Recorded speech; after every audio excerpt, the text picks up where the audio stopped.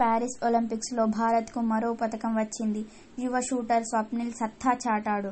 Men's 3 position shooting ఫైనల్లో 3వ స్థానంలో నిలిచాడు. దీంతో కాంస్య పతకం సొంతం చేసుకున్నాడు. ఒక దశలో 4-5 స్థానాల మధ్య కొనసాగిన అతడు టాప్ 3లోకి వచ్చాక మాత్రం వెనక్కి తిరిగి చూడలేదు. చివరికి 451.4 పాయింట్లను సాధించి కాంస్యం అందుకున్నాడు.